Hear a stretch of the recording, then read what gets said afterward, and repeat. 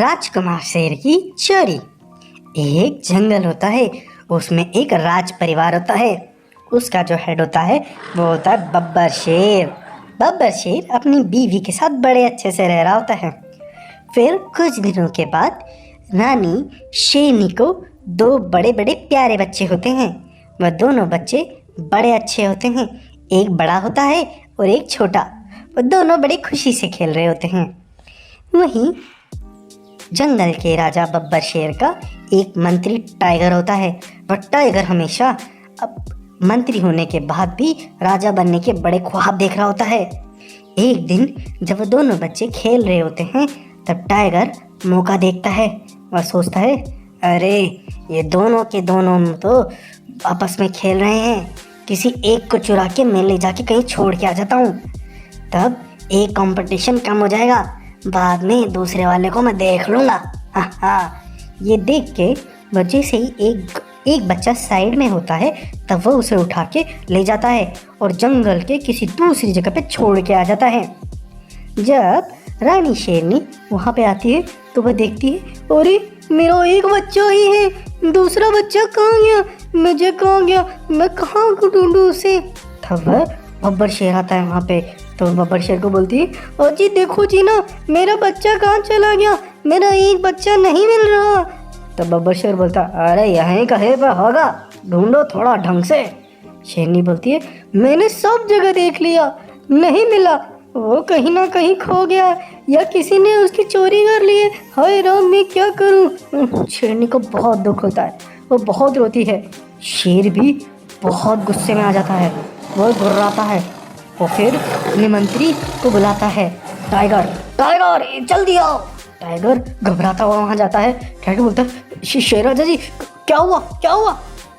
शेर बोलता है, मेरा बच्चा राजकुमार। टाइगर सोचता है कहीं इसको पता तो नहीं चल गया। टाइगर बोलता है, जी जी जी जी बोलिए बोलिए शेर राजा जी, क्या बोल रहे हैं आप। तब शेर राजा बोलता है, अरे मेरा एक बच्चा नहीं मिल रहा, जल्दी से ढूंढो उसे, जाओ जंगल का कोना कोना छान मारो। ये बात सुन के टाइगर को तो सांस में सांस आती है। वो बोलता है, जी राजा जी, आपके बच्चे को जिसने भी पकड़ा है या जिसने भी कहीं पे भी खो गया है, उसको हम जंगल का कोना कोना छान मारेंगे और उसे ढूंढ के लेके आएंगे।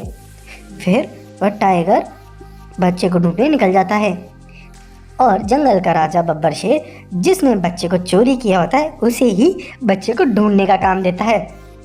तब वह मंत्री अपने सैनिकों को भेजता है बच्चों को ढूंढने के लिए। यह वह नाटक कर रहा होता है। इस तरह से आखिरी में आके वह जंगल के राजा बब्बर शेर को बोलता है, शेर राजा जी, हमें दुखद समाचार के साथ आपको सुनाना पड़ता है कि आपका दूसरा बच्चा जो बड़ा है वह नहीं मिला। मैं बहुत ढूंढा उसको, पूरे जंगल में सब ढूंढा, लेकिन वह नहीं मिला। तब शेर और रानी बड़ी दुखी हो जाती हैं। लेकिन इसी तरह से कुछ दिन और बीत जाते हैं और वह जंगल का परिवार अपने छोटे बेटे के साथ आगे बढ़ रहा होता है। धीरे धीरे जैसे टाइम बढ़ता जाता है, वह छोटा राजकुमार थोड़ा बड़ा होने लग जाता है और वहीं दूसरी तरफ जो बड़ा बच्चा होता है वह जंगल में बाकी जानवरों के साथ बड़ा हो रहा होता है। वह दूसरे जानवरों के साथ बड़ा अकेले रहने की वजह से उसे लड़ाई और बाकी सभी चीज़ों में स्वावलंबी बनना पड़ता है। वह बहुत स्वावलंबी बन जाता है और ताकतवर भी हो जाता है। और वह वहाँ पे एक मास्टर जी होते हैं जिनका नाम होता है लोमड़ी। वह लोमड़ी सभी जानवरों को शिक्षा दे रही होती है और वह शेर का जो बच्चा होता है बड़ा वाला, वह उसका सबसे अच्छा स्टूडेंट होता है। वह उसके यहाँ पे बड़ी अच्छी शिक्षा ले रहा होता है। फिर जब जंगल के राजा को लगता है कि उसका छोटा बेटा थोड़ा ठीक ठीक बड़ा हो गया है, तब वो लोमड़ी को बुलाते हैं। वो लोमड़ी को बोलते हैं, अरे ओ लोमड़ी, हमें मालूम है तुम्हारी शिक्षा बहुत अच्छी है, सब लोग तुम्हारी शिक्षा की तारीफ करते हैं। हमारा बच्चा भी अब थोड़ा बड़ा हो गया है, तुम भी इसे शिक्षा दो। मैं चाहता हूँ ये तुम्हारी छत्र छाया में अच्छी शिक्षा ग्रहण करे। वह लोमड़ी बोलती है, जी राजा जी, इसे आप कल से मेरी पाठशाला में भेज दीजिएगा। तब वहीं उस पाठशाला पे जो पहले से बड़ा राजकुमार पढ़ रहा होता है, वहीं छोटा राजकुमार भी वहीं पे ही आ जाता है। वह दोनों ही लोमड़ी फॉक्स से शिक्षा ले रहे होते हैं। तभी लोमड़ी बोलती है कि अब तुम दोनों को मुझे लड़ाई सिखानी पड़ेगी। ये जो बड़ा शेर है, इसको तो पहले से लड़ाई आती है, लेकिन राजकुमार जी आपको लड़ाई सीखनी पड़ेगी आपको। तब वह राजकुमार बोलता है, देखो लोमड़ी जी, मुझे लड़ाई वड़ाई नहीं करनी, मैं इसके खिलाफ हूँ, मैं हिंसा का पक्षधर नहीं हूँ, मुझे लड़ाई वड़ाई नहीं करनी, मैं तो सुख शांति से ही जीना चाहता हूँ। तब वह दूसरा जो शेर उसका जो बड़ा भाई होता है, वह बोलता है, अरे कोई बात नहीं, तुम शेर के बेटे हो, कोई नहीं, तुम लड़ाई मत करो, तुम राजकाट का ध्यान रखो, लड़ाई का काम हम जनता लोग देख लेंगे, हम हमारे राजा की सेवा करेंगे और लड़ाई शड़ाई करेंगे। तब लोमड़ी बोलती है, चलो ठीक है, आप लड़ाई नहीं करना चाहते तो हम ये शिक्षा इन्हीं को ही देते हैं, लेकिन आप राजकाट के काम जरूर सीख लीजिए। इस तरह से वो दोनों बच्चे आपस में खेल रहे होते हैं और शिक्षा भी ग्रहण कर रहे होते हैं। तभी वहाँ पे वह टाइगर अपने बाकी भेड़िए दोस्तों के साथ आ जाता है। वो अपने भेड़िए दोस्तों को बोलता है, अरे एक काम करो, ये दोनों बच्चे अब बहुत बड़े भी हो गए हैं, इनको इसी एज पे रोकना पड़ेगा, तुम जाओ इन सबको मार दो और ख़त्म कर दो, स्पेशली उस राजकुमार को, छोटे वाले को। लेकिन ये बड़ा वाला तो हकीकत में इस जंगल का ही राजा है, हमें ये बात ओपन नहीं करनी है, जाओ मार के आओ।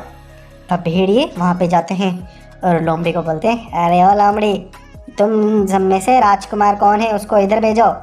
लोमड़ी बोलती है, तुम कौन हो, चले जाओ यहाँ से। तो उसके बाद वो भेड़िए राजकुमार पे और लोमड़ी पे अटैक कर देते हैं। इस अटैक को देख के जब उस राजकुमार का जो बड़ा भाई होता है वह देखता है, अरे ये लोग इन पर अटैक कर दिए, मैं भी इनको सबक सिखाता हूँ। तो वह भी उस लड़ाई में कूद जाता है, वो उन भेड़िए को बड़ा चटकनी देता है, लेकिन वहीं पे लोमड़ी उसमें घायलों के साइड में गिर जाती है। वहीं पे वो जो टाइगर होता है वो बोल रहा होता है, अरे बेवकूफ़ो, तुमको उस दोनों शेरों को मारना है, तुम याद रखो उस बड़े को भी नहीं छोड़ना है, वह भी शेर का ही बेटा है, मैंने ही तो इसको लाके यहाँ छोड़ा था, अगर दोनों को छोड़ दिया तो गलत हो जाएगा, चलो मारो जल्दी से। लेकिन ये सारी बात लोमड़ी वहाँ पे लेटी लेटी सुन लेती है। लोमड़ी बोलती है, अरे ये तो शेर का बड़ा बेटा है, अरे ये बात शेर राजा को बतानी पड़ेगी। तभी वो सारे भेड़िए मार खा के वहाँ से भाग जाते हैं और वो टाइगर भी दुम दबा के वहाँ से भाग जाता है। फिर लोमड़ी वापस आती है और वह बोलती है, अरे शेर राजकुमार जी, ये जो दूसरे शेर हैं ये आपके बड़े भाई हैं, जो आपका जो बचपन में जो खोया हुआ भाई था वो यही है।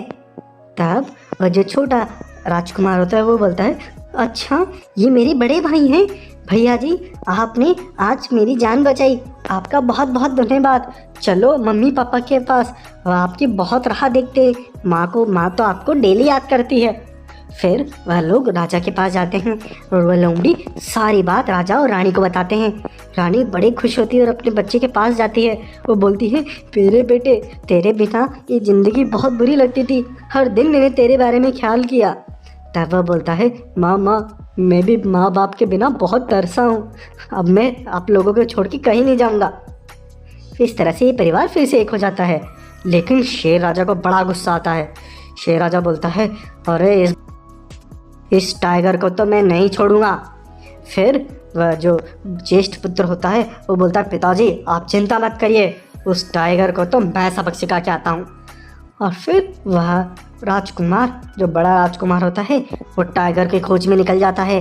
और टाइगर जब उसे सामने से दिखता है तो टाइगर बोलता है, अरे तू अभी बच्चा है, चला जा। लेकिन ये बच्चा जंगल में अकेले परेशानियों से लड़ता हुआ बड़ा होता है। वो बहुत ताकतवर होता है, वो टाइगर से लड़ाई करता है और टाइगर को ख़त्म कर देता है और फिर वापस अपनी मम्मी पापा के पास आ जाता है। और फिर जो उसका छोटा भाई होता है वह बोलता है, अरे पिताजी, राजकुमार तो हमारे बड़े भाई को ही बनाइए आप, ये शक्ति में भी शक्तिशाली है और बुद्धिमान भी है। और फिर राजा अपने उस पुत्र को राजकुमार का घोषित कर देता है और फिर जंगल में वह परिवार बड़े सुख शांति से जीता है। और इस तरह से है ये कहानी का अंत हो जाता है। आइए इस कहानी से हमने क्या सीखा। इस कहानी से हमने ये सीखा कि बुराई चाहे से कितनी ही बड़ी हो क्यों ना हो, अच्छाई उस पर हमेशा हावी होती है। जिस तरह से उस टाइगर ने बड़ी चाल चोल करके इस परिवार को तोड़ने की कोशिश की, लेकिन आखिरी में वह परिवार फिर से एक हो गया और खुशहाली भरी जिंदगी शुरू से जीने लग गया। हैप्पी आपके लिए लाते रहेंगे, इसलिए हमारे चाइल्ड वर्ल्ड चैनल को सब्सक्राइब करें और लोगों के साथ शेयर करें। हैप्पी।